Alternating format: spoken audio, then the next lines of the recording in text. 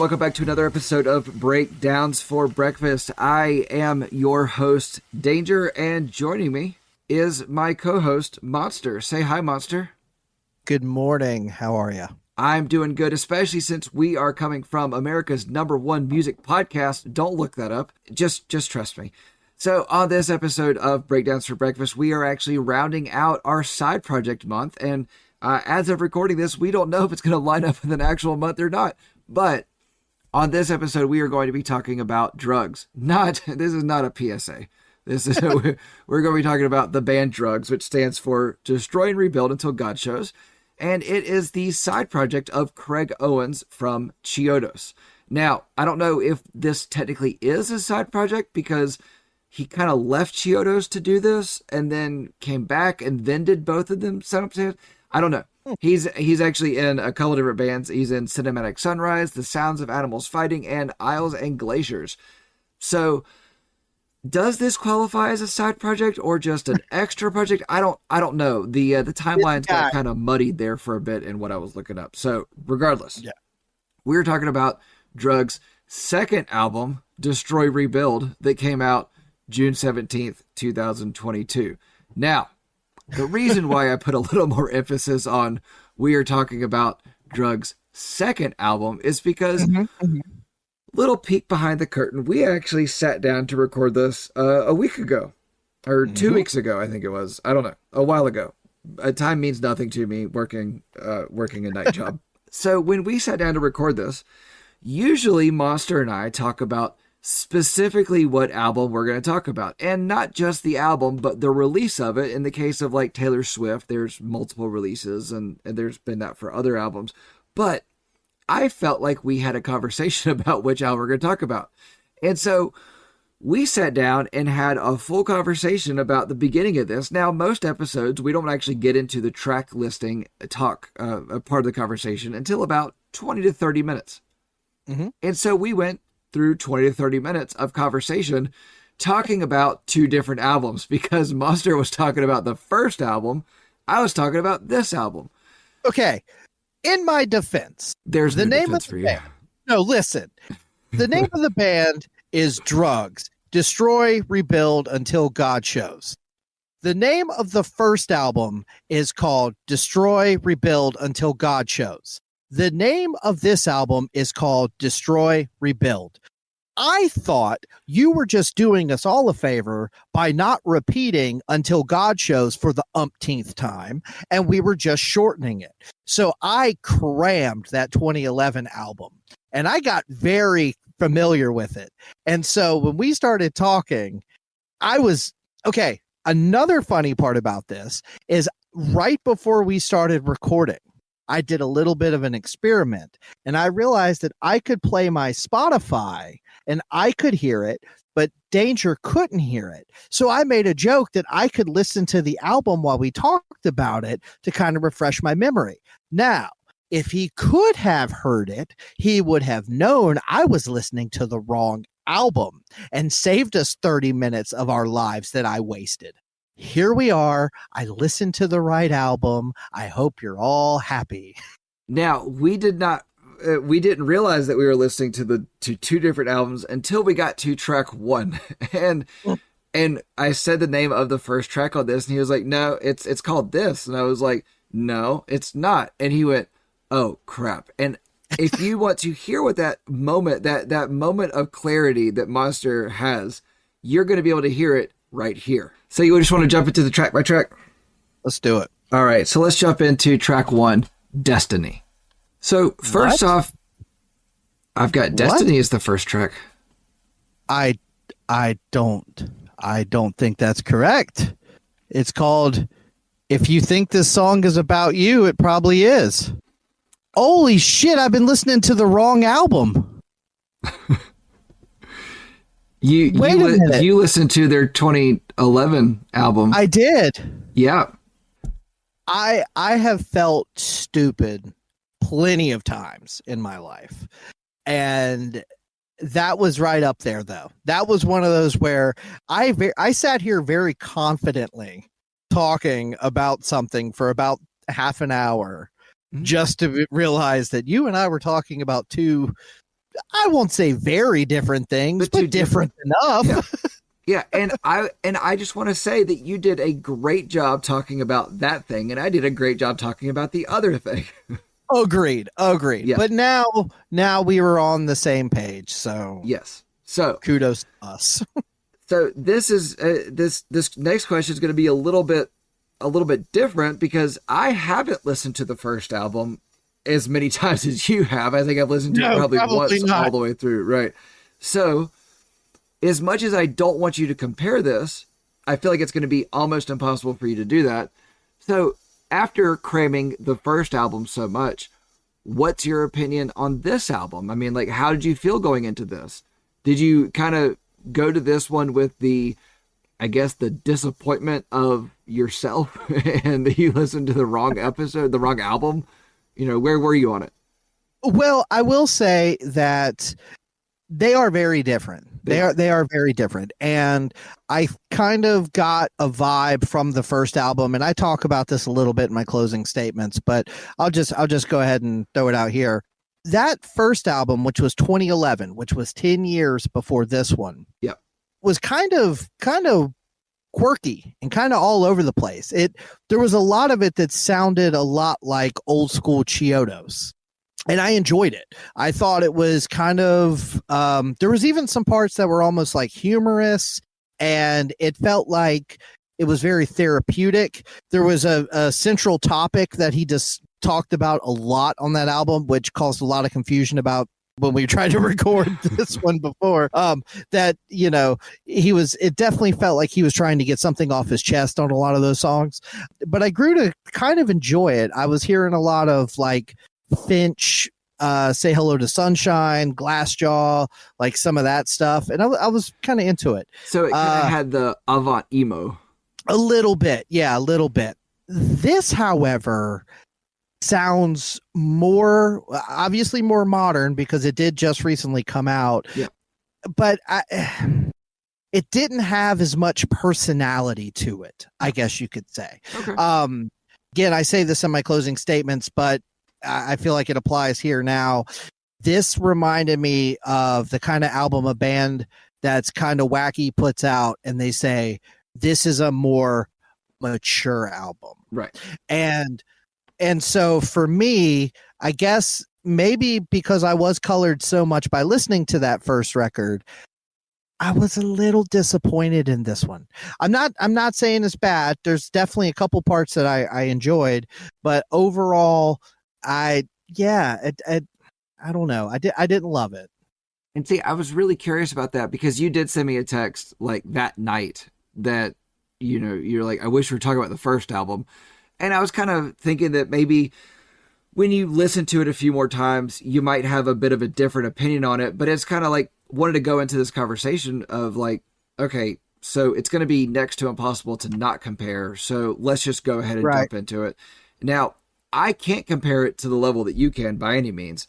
Of course, comparing it's really only going to be only a certain part because, you know, you did dive into this one more than you did before. So I think it's going to be, I think it's an interesting kind of perspective to have on it that I'm not walking into this with. Now, with that being said, I still have a note that I had on the first go round of recording, and I'm going to stick to it. I don't think it's a perfect 1-to-1, but I think Craig Owens has the voice or has the ability to replace Tyler Carter. Okay.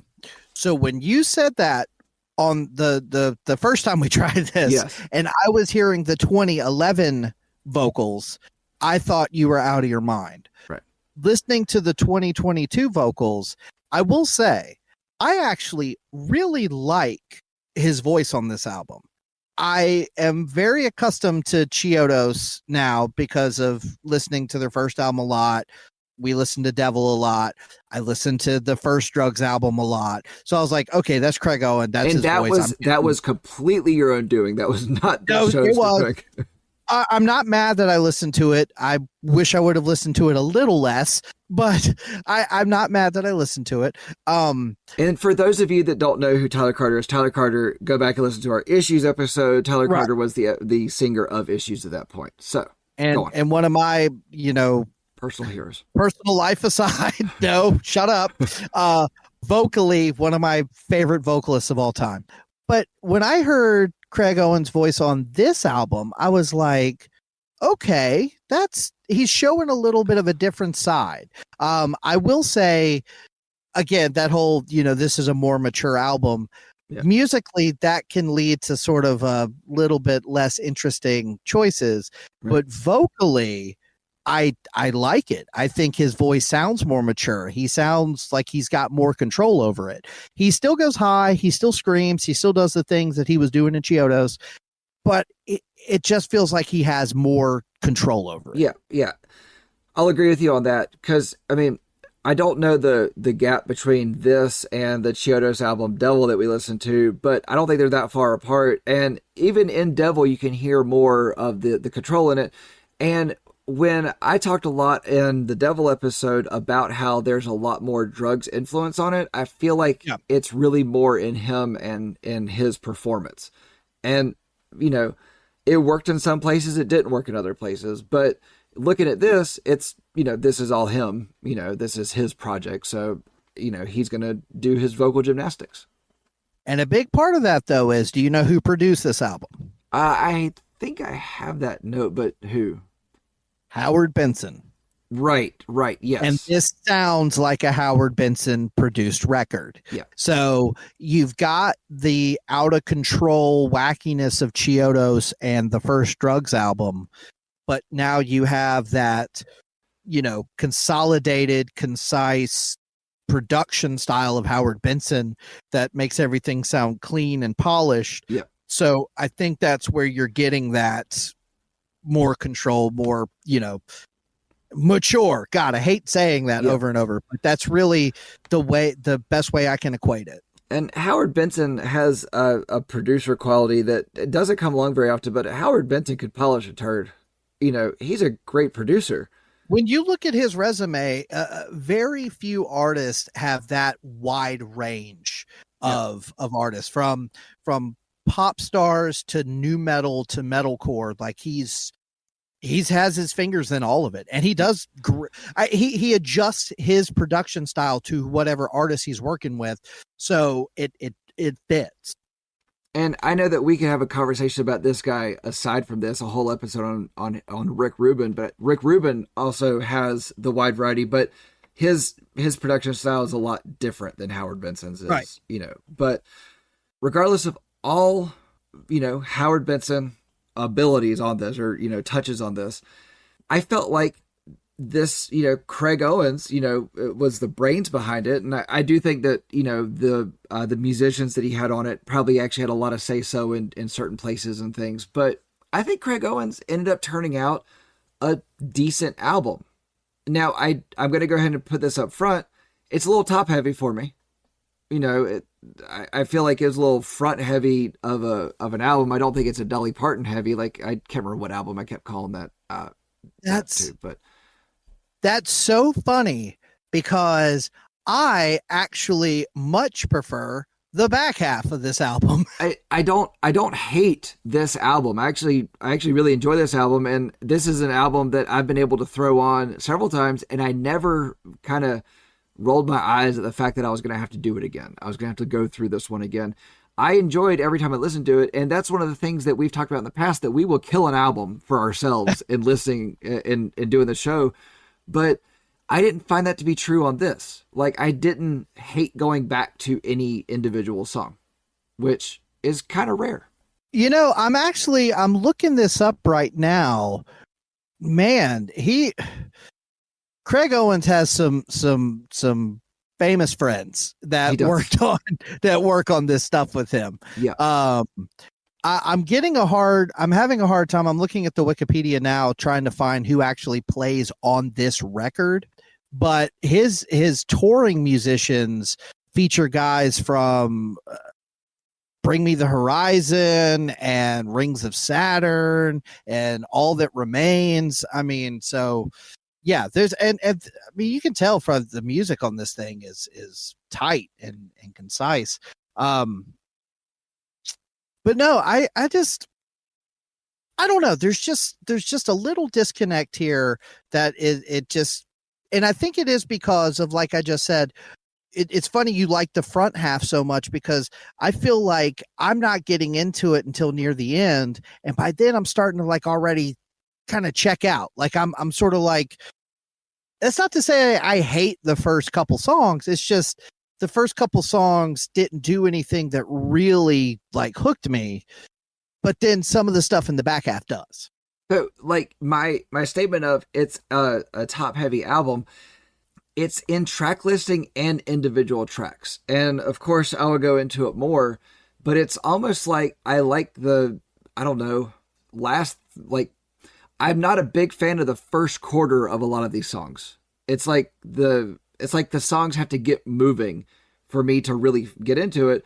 But it's almost like once I've, kind of established that I like where the song is going, I can go back and listen to it and enjoy the beginning part of it, if that makes sense at all. Oh, that absolutely does. There's actually one song that I'll mention when we get to it, where I was literally, I have in my notes, I was bored until the 52-second mark.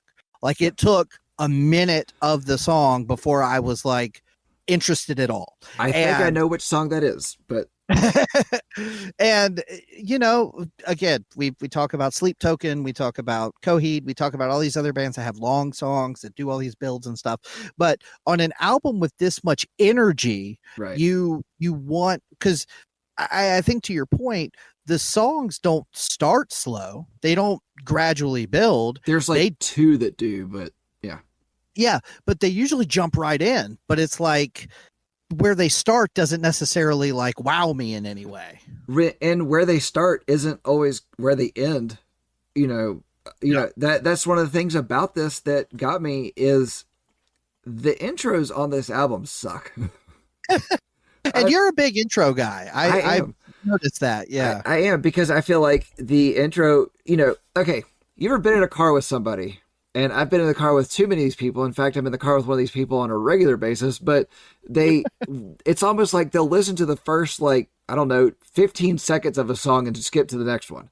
Yeah. I feel like the intro to a song is so important, because that's what a lot of people end up doing, is just listening to that beginning part. And it's like, if the beginning of a song, if the intro to a song isn't good, isn't like enough to really pull you in, then you're going to just go to the next song.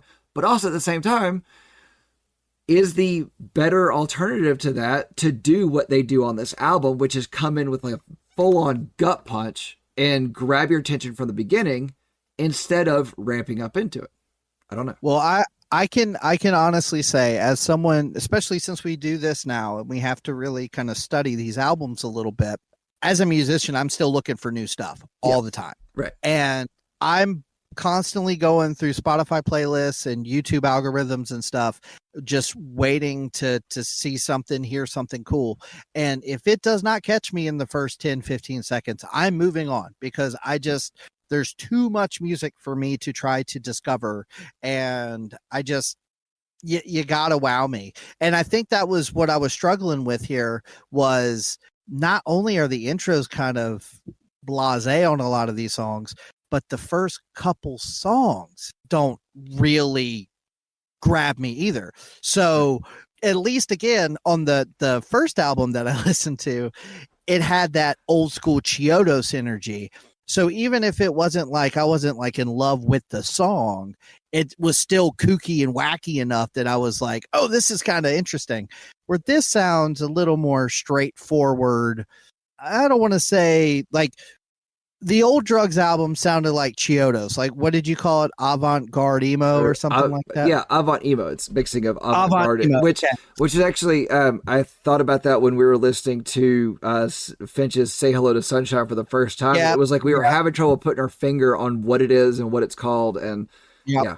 This feels more like a straightforward, like, alternative metal record. It's got flashes of that, and dear God, that Danny Elfman core shit is all over this thing. But other than that, like if you strip it down to the guitar, bass, and vocals, it's kind of straightforward alternative hard rock and metal. Like, yeah, this is a what I feel like is a mix of like the heavier side of emo mixed with the like that Chiodos energy, I guess, mixed with Elfman energy. And it just smashed together into. I think they mentioned My Ticket Home as a reference point for kind of like where they were going, where if you haven't listened to them, that's a pretty cool band. They only put out a couple albums, but I think they just recently got back together. But their first album is real heavy and mostly screaming. This is the end of your pain. This is the but then their next album, kind of like this, they sort of tamed it down a little bit, locked into some more grooves. I actually like the second album more than the first.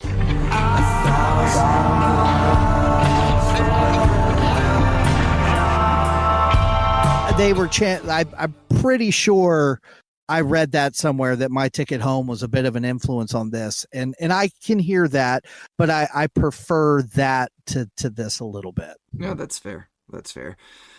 All right. You ready to jump into track 1? Let's do it. Track 1, Destiny.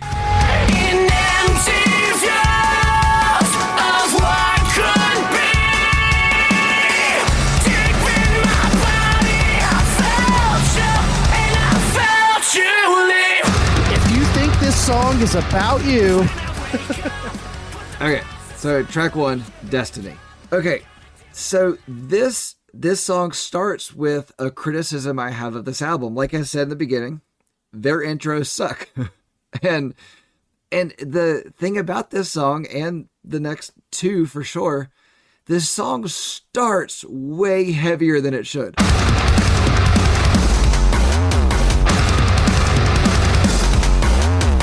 Like it doesn't let us get there. You know, it has that the whole band fell down the steps like intro, which is kind of cool. I mean, it's not terrible, but yeah, it just immediately you hit play and it starts. Right. And it's not that I think it's a terrible song. I don't think it's, opening track number 1 worthy. There's other tracks on this that I would put as number 1. In fact, I would move the track listing around on this album so much that it's like I don't even remember what order I would put them in. But it's like this song comes in with a bang, and it's like, where do we go from 10? Like, where do we go from the top? It's like you can't go up anymore. And so the song just kind of maintains that energy. I mean, it does have, cool little twinkling sounds in it. But it's like those parts are the only thing that give us like the reprieve to keep it from becoming exhausting. Okay, so here's something I should have said before we got into the track by track, but something that a keen observation I have made doing these episodes with you. You are a much bigger fan of electronic music than I am. And I like a little bit of electronic sprinkled into my music. Yeah. I like stuff like, we've talked about these bands before, Fear Factory and Pitch Shifter and Stabbing Westward. But I felt like in all of those bands, the bleeps and bloops were the background and they were just kind of peppered in. Whereas, especially D.R.U.G.S, like it's a little bit overkill for me. And I know that I took you to a KMFDM concert. Yes, I understand that, but that's not the point. The musically, I dig this song. I like the live instruments, but yeah, the twinkling stuff gets a little bit much for me. But I will say, I do like the almost like horror movie music box kind of thing in the verses. I like that. See, that's the kind of stuff I dig.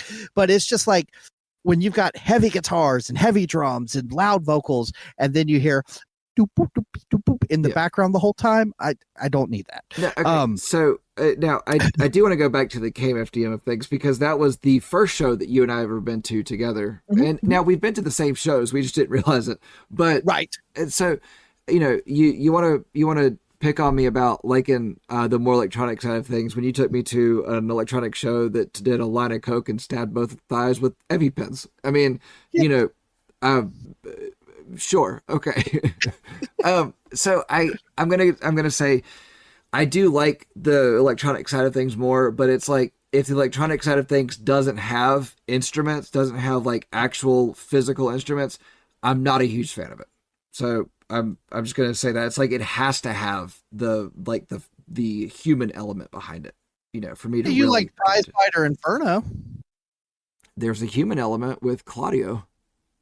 Track Is two, Satellites in Motion. Goodbye, thrown around again in circles, waiting underneath the sky, waiting for a sign that maybe we should try. So again, just so beepy and bloopy. Okay. That's actually a criticism I have on this. The electronic is a little bit too much because you come in at 10. Once again, we come in at the top.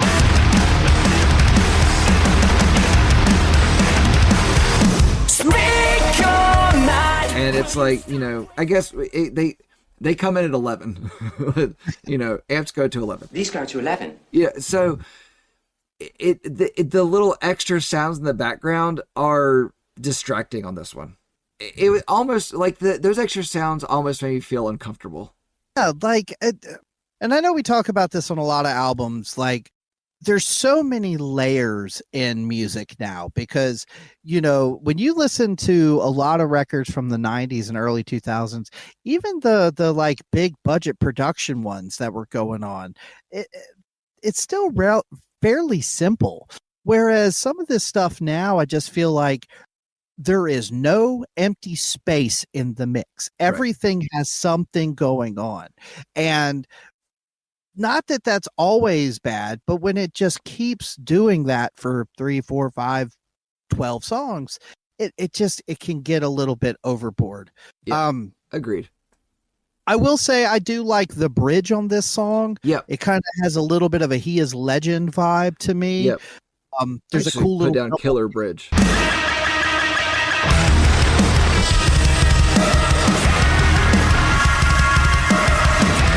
Yeah. There's a cool double kick pattern going on there. Mm-hmm. I don't love the chorus, but I like the way he sings the word satellites. That's kind of cool. Actually, like the thing is that I put I don't love the chorus, but I love his vocals in the chorus. Like his delivery is great in it.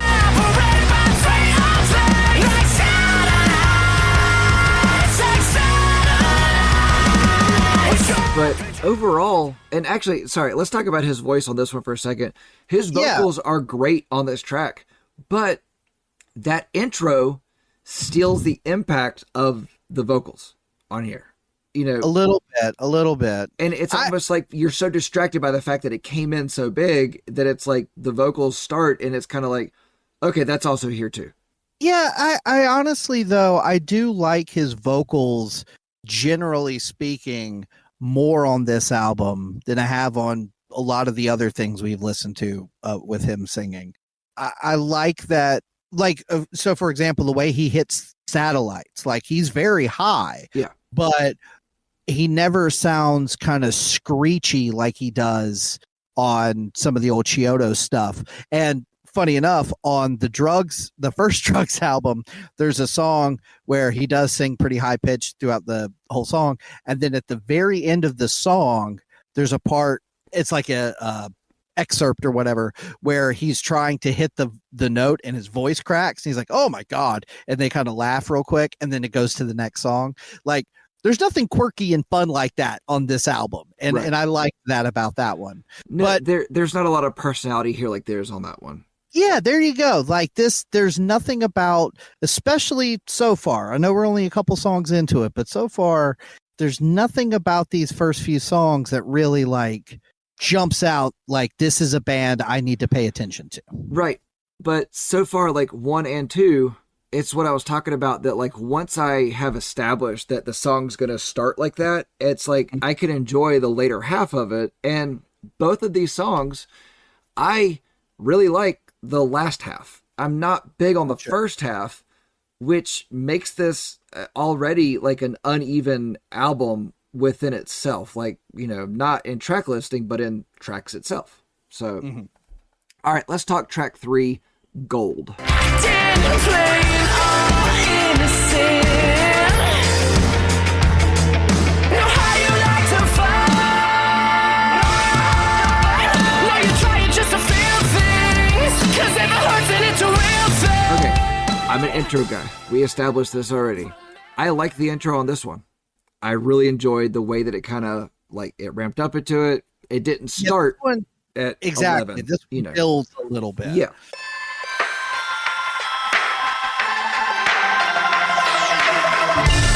Unfortunately, though, to me, it's not a 1-to-1, but I was getting real big Bad Omens, Dayseeker, just modern metalcore, nightclub core vibes. Like, this was another one that to me didn't do anything that like I haven't heard done a million times already. Yeah.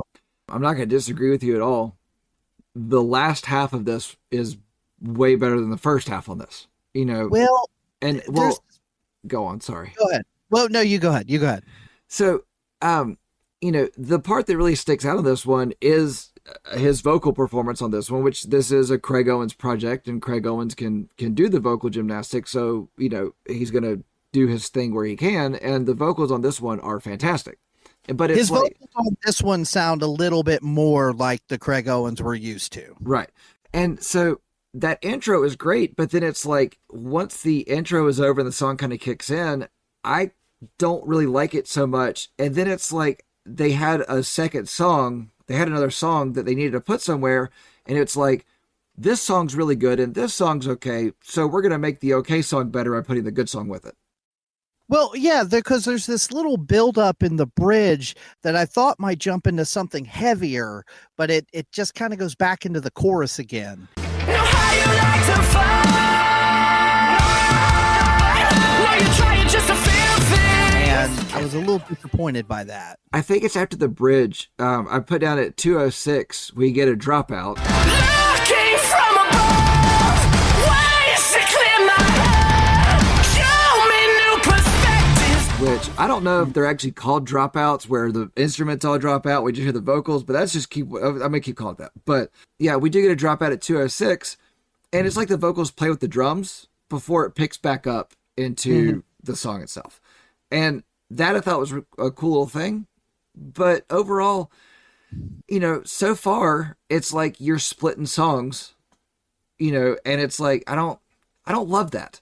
I really enjoy parts of each of these songs, but I don't love any of the first 3 tracks entirely.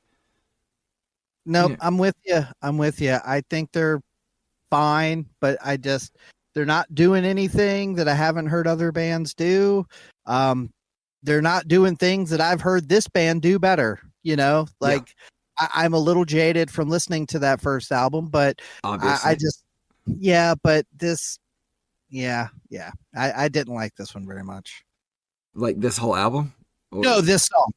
Yeah. And that's one of the things about, like, I don't feel like that's a number 3 spot for a song. And I would change the track listing around so much. Like, I would put track 4, Brighter Side.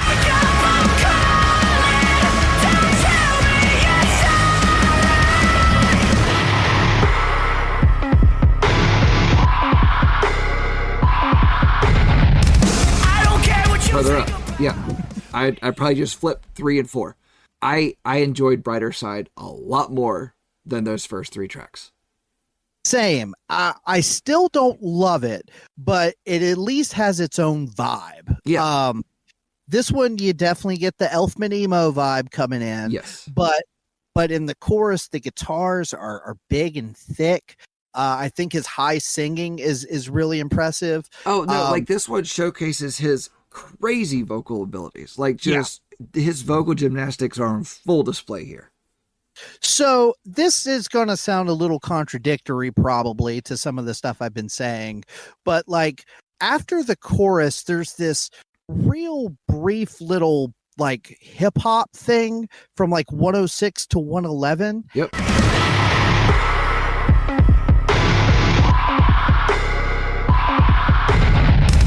And I was really hoping they would lean into that for a couple measures. I don't know that I want Craig Owens to start rapping necessarily, but I was hoping for something, but it just kind of, I don't know. Then it goes into this really choppy, heavy thing, which is also cool. I don't care what you think about me.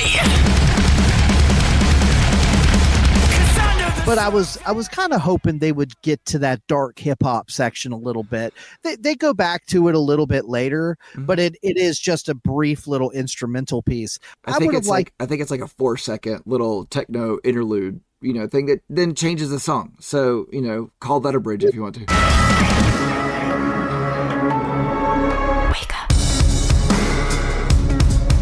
Which I would have liked to have heard some kind of vocal delivery on top of that, just to mix it up a little. But is it better to have a vocal delivery on top of it when we already have a song where he is going crazy with his vocals, and it's like that little 4-second break kind of gave us a break from his crazy vocals?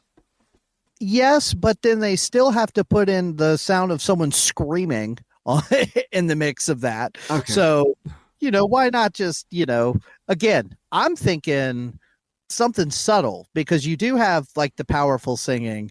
So now you got the subtle hip hop beat. Again, I'm not saying rap, but I'm saying just put in something there and extend it. All these songs are super short. So I'm mad if this song was 20 seconds longer because he does a little almost talking section or something. Yeah. No, but this would be, I don't know about the opening track or like a major piece if Tim Burton were to do a movie about a band. This would be up there with in the showcasing of Danny Elfman. Yeah, the Elfman emo is strong on this one, but for whatever reason, I don't mind it. I like this song. It's because it's a good song. It's a good song. Yeah. Pretty cool. All right, let's talk about track 5, Outkast versus Everyone, featuring Brandon Savage.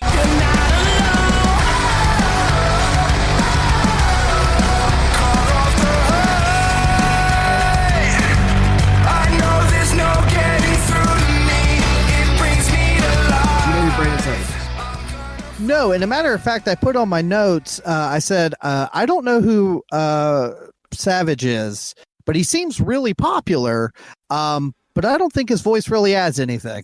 So Brandon Savage doesn't seem to be a person with like a huge following sort of thing, but he seems to be very popular amongst the scene, but he's like kind of more in the hip hop side of the scene. Okay. I don't know. He was kind of a weird thing. Like I couldn't really pin down who exactly he was. He's just also a musician, but completely solo. So, and definitely more in the hip hop side of things. So I don't mind his vocals here, but they also don't like wow me. Like for example, in some of these other episodes that we've done where like the Dayseeker album, where all of a sudden you have a female singing with him, and it's kind of a cool little like dichotomy juxtaposition there.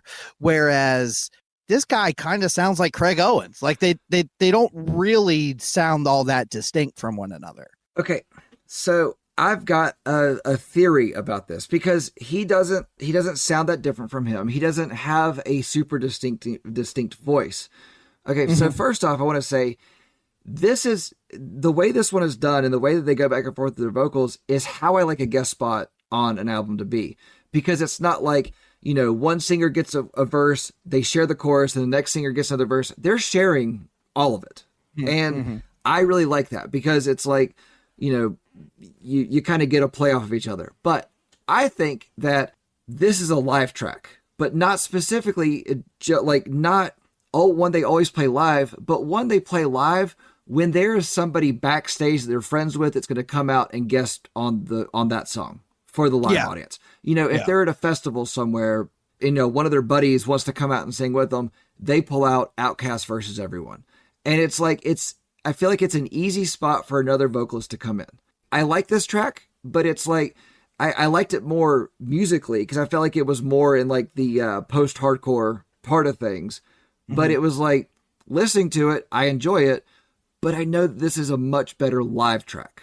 I feel like this is a fun rallying track. Well, I was going to say we spent the bulk of the time on this song talking about the vocals and stuff. I think mostly because the music sort of sucks. I think it musically it's a good but standard, post-hardcore track. So when the acoustic guitar came in, I was like, that's hot.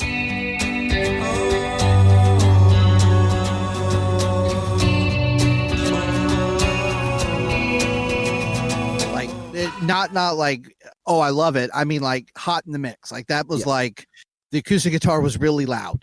And then the whoas, not digging that.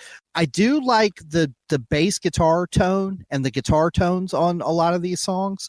I think this has a pretty catchy chorus. I like the chorus. If you're out of place, no one you know. Outcasts are a place to go. I don't know, man. The way that acoustic guitar came in, I was getting like Chris Isaac vibes. Like I was just not feeling it. And then, like I said, the whoas weren't helping. I like the chorus, but other than that, I'm not real into this one. Well, I feel like this is, like I said, this is a live track. I don't think this is one they pull out on like their regular sets if they don't have somebody. But like if they're touring with like Bad Omens and you want to bring Noah out to sing, that's his name, right? Noah? Yeah, Noah Sebastian. Yeah, okay. I couldn't remember which was his first name and his last name. Yeah. But just like the guy from Silent Planet, 2 first names. Garrett Russell. Russell, yeah. Like if you're on tour with a band like that has a cool vocalist and you want to break this out, cool. Right. But yeah, overall forgettable. So let's move on to track 6. And Danger, how about you pronounce this one for us? I practiced this. Supercalifragilisticexistentialcrisis. Oh, yet our love remains. Wait, no, not today. I've lost my way. It all feels Yeah. Nailed it. Supercalifragilisticexistentialcrisis. Yeah. I could do it all the time. Chef's kiss. Yeah. So this is like a turning point sort of on the record for me because I really like this song. I dig this one from start to finish. I love this one, but it's kind of like I go from where I liked certain parts of songs and didn't like other parts of songs to where I start liking different parts of songs. It's a weird shift for me. Like I like less of the first half than I like more of the first half. I don't last half, first half, I don't know. This is a weird shift for me in this one. I always found that it was after this song, I kind of fell off of like active listening until I had to actively listen to it. And it was, okay, well, there's certain things in this back half that are good. So. Yeah, I'm not there yet. This is the song that I was pretty bored until about the 52-second mark.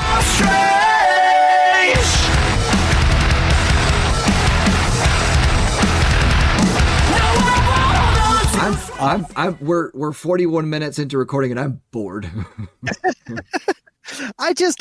This one, once it kicks in, I love that heavy riff. Yeah. And while the second verse didn't like blow me away, I liked the energy. Like we're kind of dancey again. And I thought it was pretty cool. The only thing I'll say is, like I said, the first minute or so is kind of like, whatever. And then the bridge.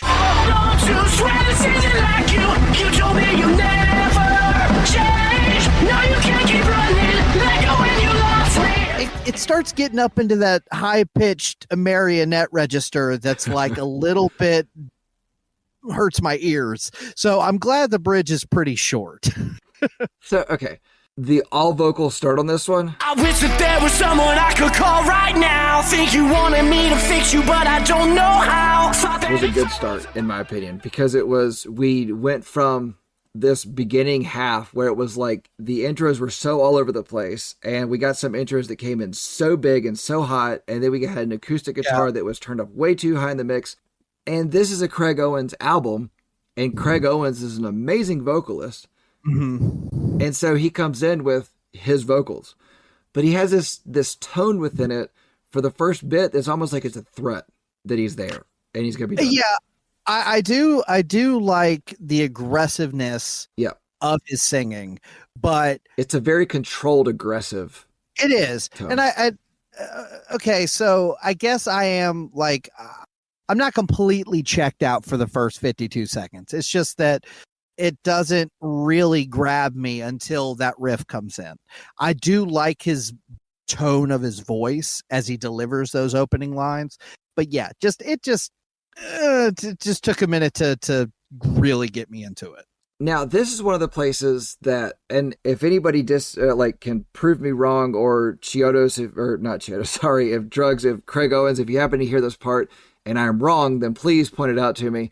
But this is one of the only places where I really heard an effect put on his vocals, because they're just like, what I kept feeling at like was a water singing. It's like he had like this like gurgle almost sort of sound. I don't know. It was kind of a weird thing that started at 2:13 and it went into this dropout that happens. You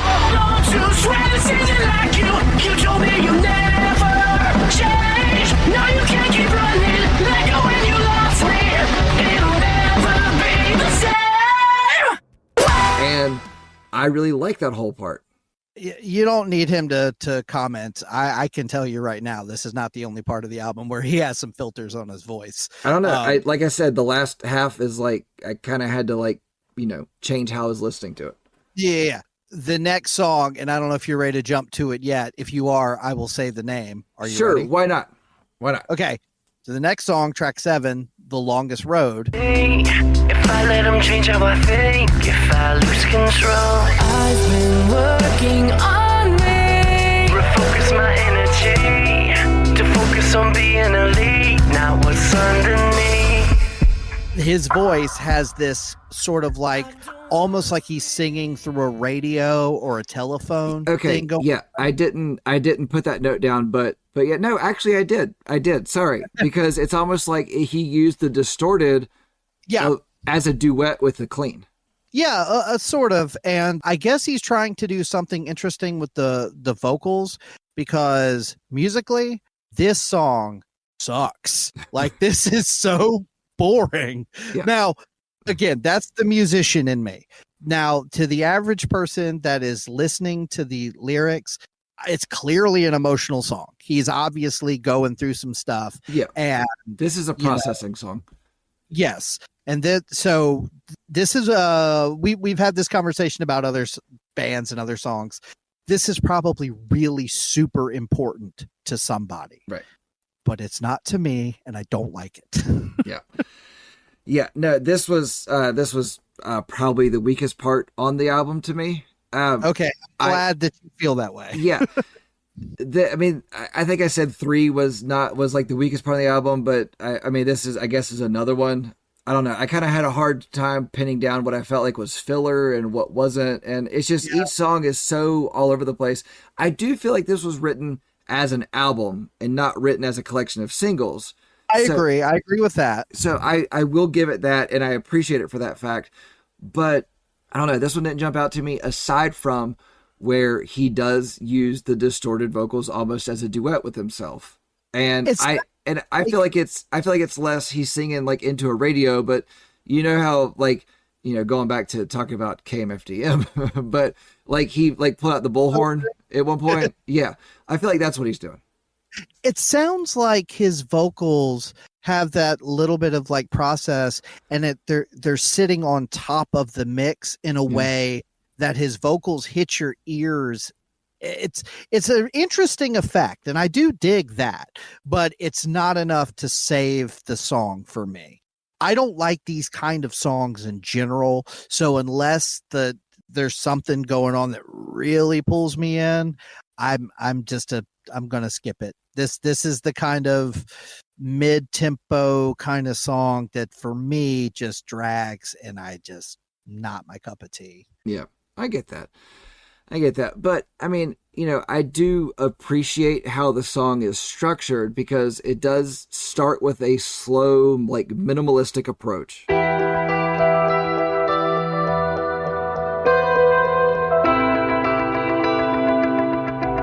And then it builds up into that, and then it drops back down into where we get, it's almost like he's confessing, like, kind of coming to like, and I put down the lyrics, if I keep on doing the same old shit, I won't get better. And it's like, and that's where I was like, oh, you're working through this. Keep on doing that same old shit,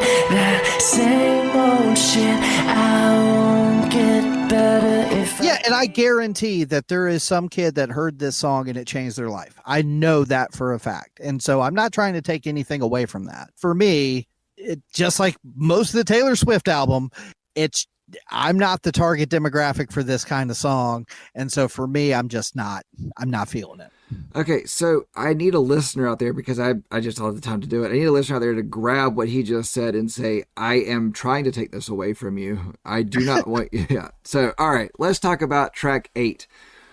Now, we haven't actually had a song with parentheses in it in the 40 something albums we talked about. So, track 8, in parentheses, we are not drawn onward to new era. Got nothing safe to say. Yesterday is gone away. I hesitate, afraid I'll slowly suffocate, waiting for your call. Don't stop until Grammatically, that does not work. Okay, so I was going to give this a little bit of a compliment when we first started talking about this. The first album, the song titles are very early 2000 Fall Out Boy. Like they are those long, silly emo titles. What was track 1 called on that one? It was called If You Think This Song Is About You, You're Probably Right. Okay. And several of the songs had titles like that. Yeah. Well, one of my favorite songs was called like The Metal Owl Ate My Wooden Worm or something like that. I don't know.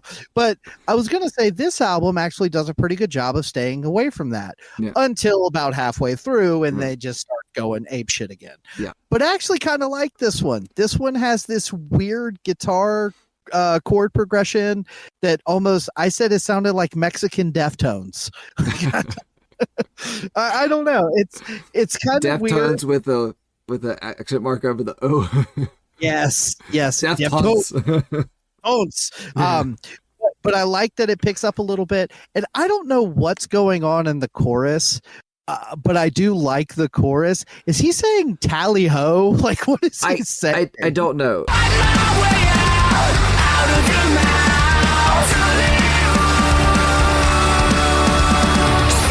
Okay, so the vocals are actually the part on this that I liked. I don't really like this one musically.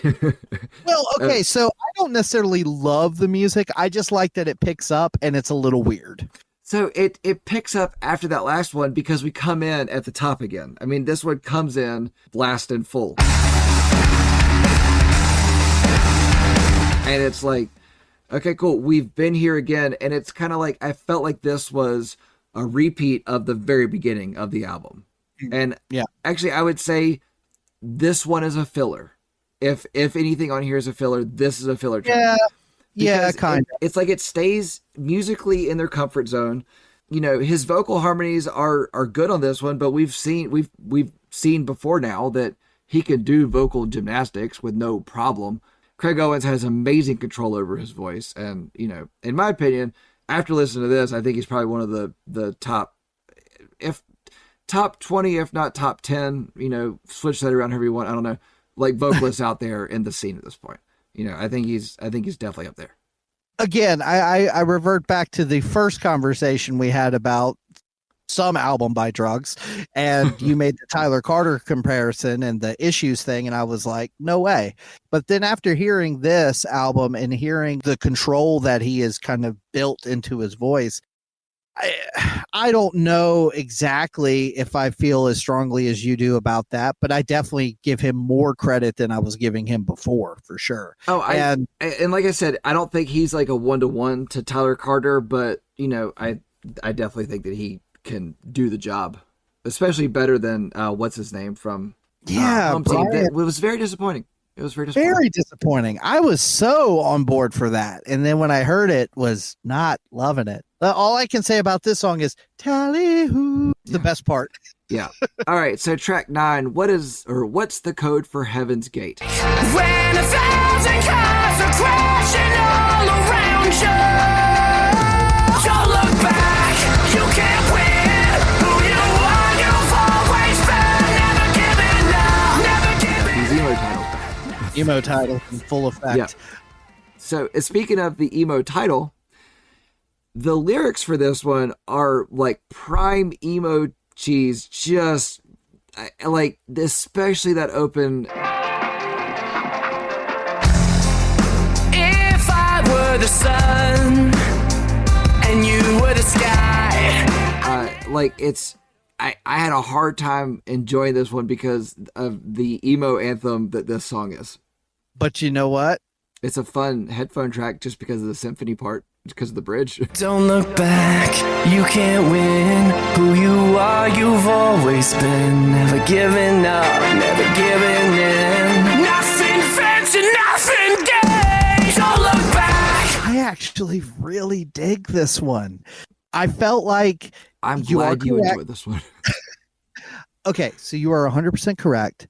It is definitely an emo pop punk kind of song, but the chord progression is kind of cool. It is not super unique. It's not overly complicated, but it's not the exact same that you hear in so many other songs. And what's funny, you said the symphony thing. That was probably my least favorite part of the song. Is that you're my least favorite part of the song? I usually am. But what I will say is I thought it was funny that they have this like 3 seconds of da da da da da da da da.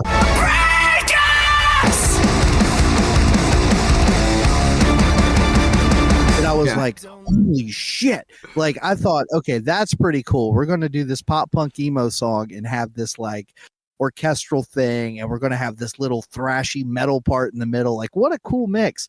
What a tease. It's literally 3 seconds of chug. I was like, yeah, so that is something I will say about pretty much every song on here. Is it's like they're throwing everything into a song as far as what sounds they can make. And it's like no song gets boring on this album. It's like every song has these little, like, if you're bored at 12 seconds, wait till 14 seconds. If you're bored at a minute 52, wait till 2:02. It's like it's changing pretty rapidly. And so but then that's like the little dark hip hop thing on one of those first couple songs, that little metal riff in this one. Like, I wish they would expand on those things a little bit, because again, this is a short album. It's not going to kill us to add 10-12 seconds to a couple of these songs to flesh out some neat things. Maybe they will in 11 years when they put out their next album. Don't steal my jokes. Move on. Did I steal your joke? All well, right, track we'll 10. Track 10, Gravity, in parentheses, My Ever Ghost.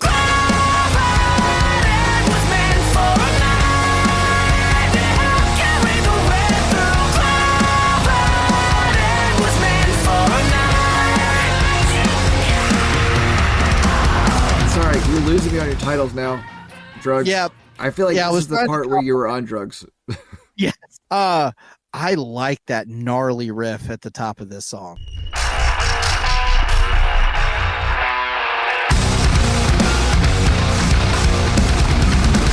Oh, I figured the guitar on this one would be all you. I mean, the new metal guitar note, like guitar bends they do at 2:02 and other places throughout.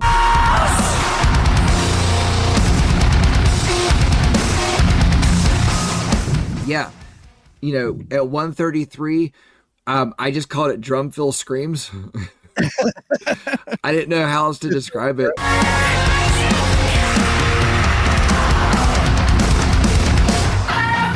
But yeah, the intro groove, 7 seconds. Yeah, Yep. I'm with you on that. I'm with you more on the guitar and drums part of this album. Musically, this track, sorry. Musically, this track is on point. Yeah, I like the guitar throughout this song. I like the opening riff. There's this cool, like, little guitar under his voice that's kind of cool. And speaking of his voice, I like that his vocals are clean, but still, like, strong, you know? Yeah, it's like they're gritty clean. Yeah. And that matches the music for this one really well. This is definitely in the top probably 3 or 4 songs on this album for me, for sure. And this is actually one of the things I was talking about. It's like the track listing is so out of order, and it's top heavy, but it's not, because it's like we go through this like section of the album where I'm very indifferent to and just don't really care about it, but then we get track 10, Gravity, and I'm like, hell yeah, cool. So I'm in. So the Longest Road at number 7, I was, like I said, very bored with it. 8, I don't love it, but we're picking up the energy. We're getting a little weird. Right. 9, it's very emo, but it's still got a cool like catchiness to it. 10, we got a heavy riff. Like I'm okay with all of this. It just took 7 songs to get to an album that I can enjoy. So that's where I was struggling. But see, like everything after Supercalifragileexistentialcrisis. Now you're just showing off. Well, I told you I practice, so I'm gonna pull it out when I can. So after that, it's like it's kind of taken this dip of like, okay. It's like I could still enjoy these songs, but they're not my favorite parts of this album, you know. But then we get this like heavy nu metal chug thing that, you know, kind of felt like it came out of nowhere. And a little bit, you know, I was cool with it. I enjoyed it. No problem with that at all.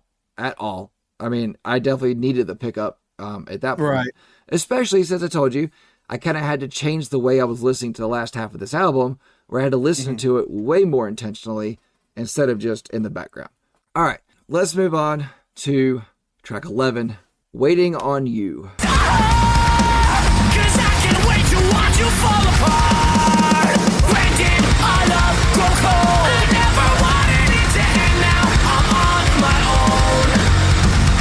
When is enough? All right, so we're going to come in hot again. Going to come in big. Again, intros on this album suck.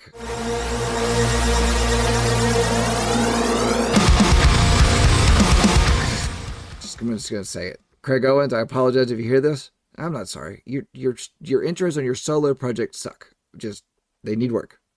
I like this one too. I think this one, there's this bounciness to the music on the verses and the chorus.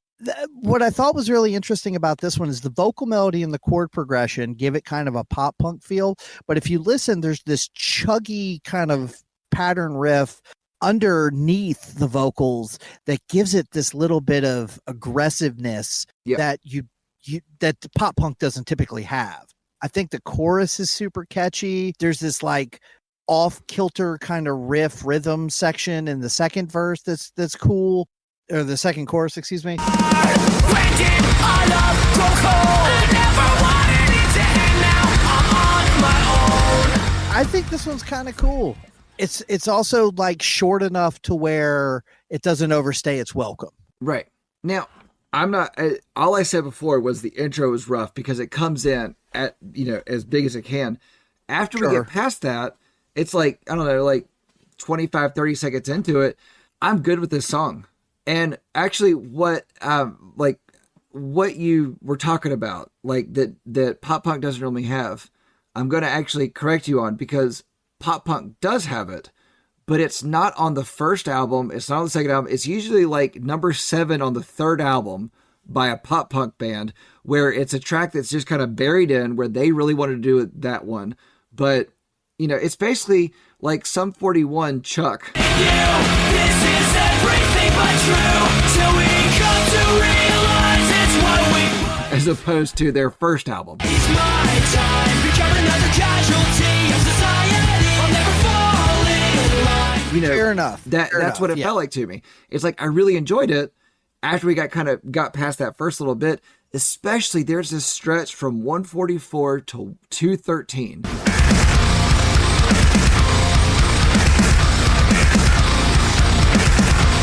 Where the drums and the guitar are just so fun together. I really like that part. But it's like after that first like 25, 30 seconds, I'm all in on this one. I'm no longer waiting on you. You've arrived. Terrible. Yeah. Absolutely terrible. Yeah. So, track 12. Let's round it out. The Arm. Existence can't experience anything for what it is. Only what my mind makes it. They echo in my head. With the need to Okay. Hold. Nope. Let me start. Go on. Okay. Same as what I said to Bad Omens. How dare you make me wait this long? How dare you? That opening riff is the nastiest shit I have ever heard. again.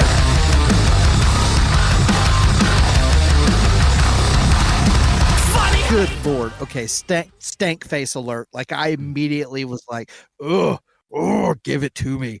I love that riff. It's cool. It's like heavy and chuggy, but then there's this like open drop negative A flat tuning that they're in. I don't know what they're doing, but it is just boom. It's like yes. As soon as that riff starts rolling, I am loving it. Love it. No, it's and the thing about it is I thought it was a really good track, you know, until 248, it's like it becomes better.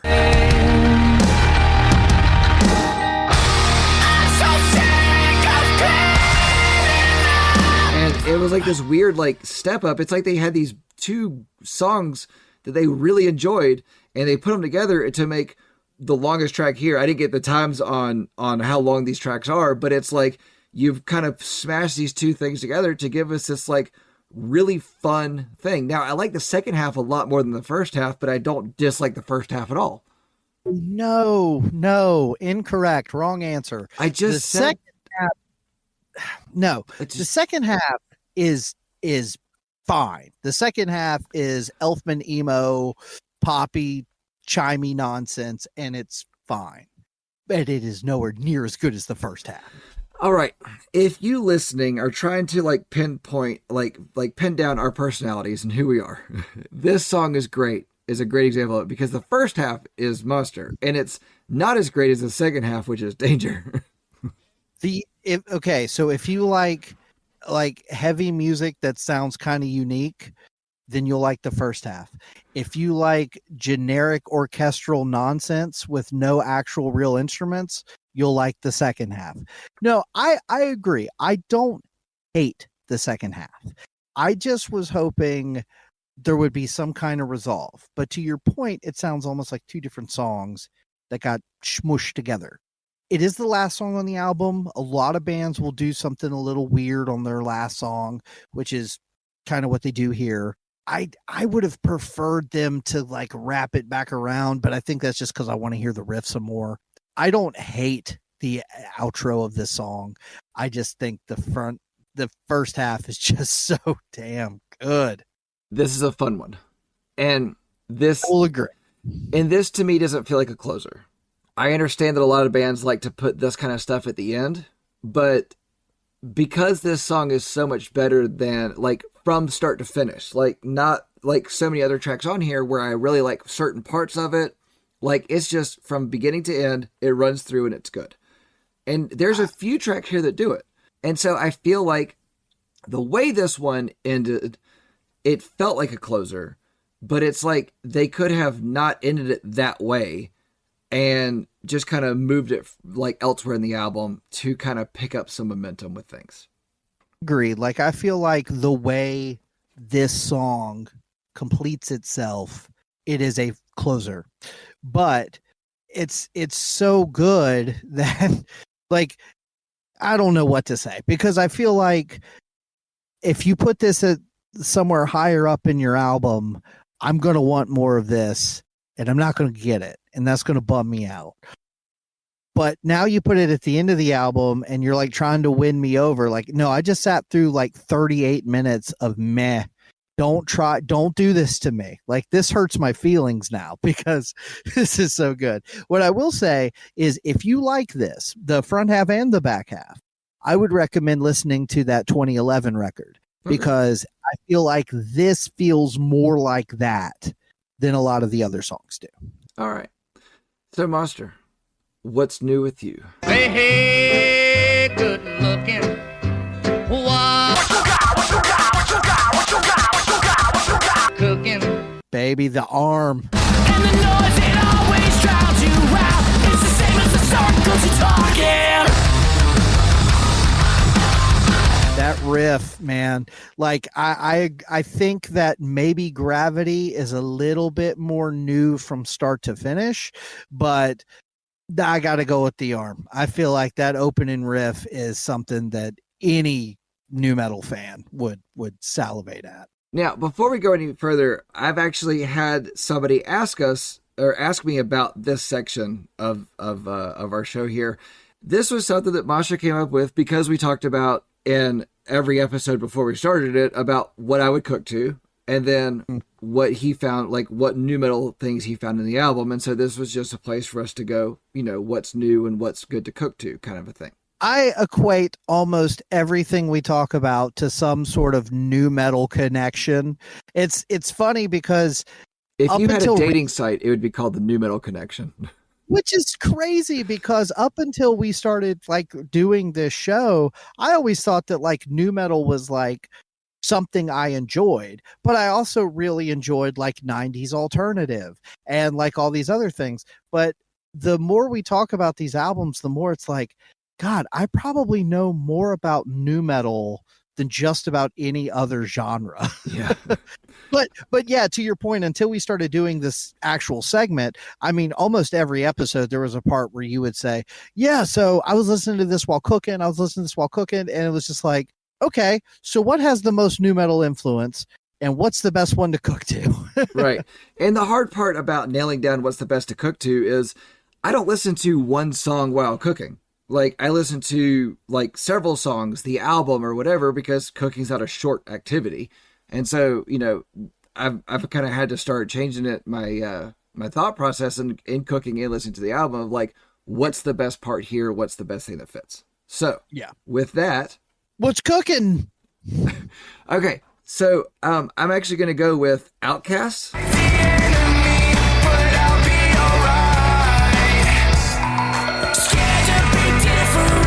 Which is the duet, just because it's a fun background track, or Supercalifragilisticexistentialcrisis.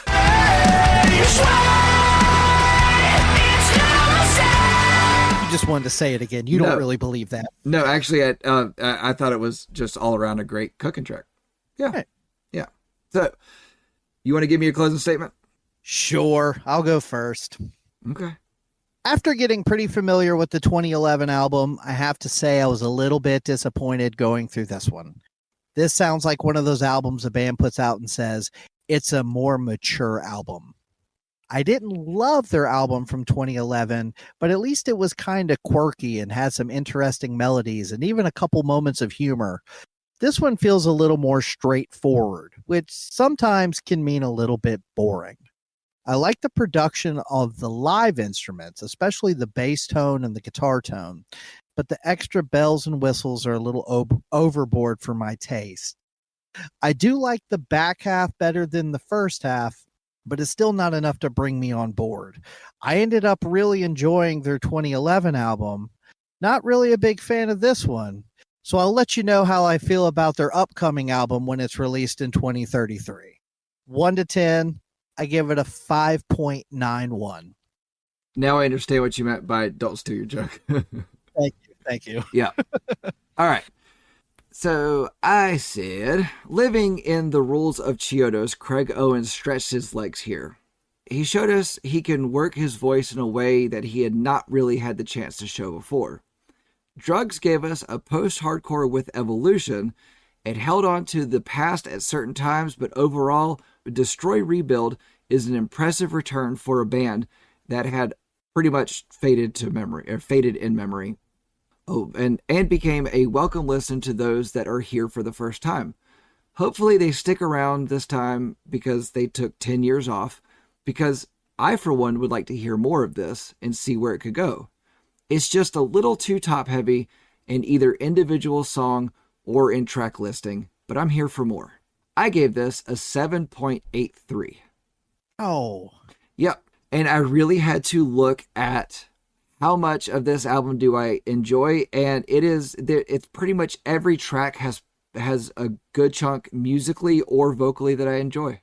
See, the way I did mine was I thought, like, okay, I like about half this record. There's 12 songs, so that's about a 6 out of 10. But then I thought, that's still above half, so I don't want to go full 6. But hey, I'm glad you enjoyed it as much as you did. I'm actually surprised your score was that high from kind of the banter we've had. I thought it would be a little lower than that. I really had to think about it, because when I was listening to this actively, I sat down with headphones on and I was really putting into it, and I realized that every song on this album, I enjoy parts of it, and that's cool. I can't say that for pretty much any album we've done, where I enjoyed a part of every song. There's usually at least one song where I'm like, I don't care about this one. I don't like it, but this album has parts of all of them. So, all right. With that, you gave this album a 5.91 and I gave it a 7.83, which puts D.R.U.G.S, Destroy Rebuild in the number 12 spot, right below Nick Hexum Quintet, My Shadow Pages, and right above the Ongoing Concept Places. Destroy Rebuild gets a 6.87. Okay. If you disagree with the score that we have given this album, then please shoot us an email at dangerandsarge@gmail.com. Reach out to us on one of our social media platforms, Facebook, X, or Instagram. Across all of those, Danger and Sarge, or head on over to the Breakdowns for Breakfast Facebook page. Let us know if you have an album that you would like for us to talk about. Make a request, people. Yeah. Monster, what album are we talking about next week? Speaking of making a request, we have a fan request. They wanted us to listen to Throwdown's album from 2009, Deathless. Danger, a piece of advice. A cup of coffee is the ideal start to a brutal morning.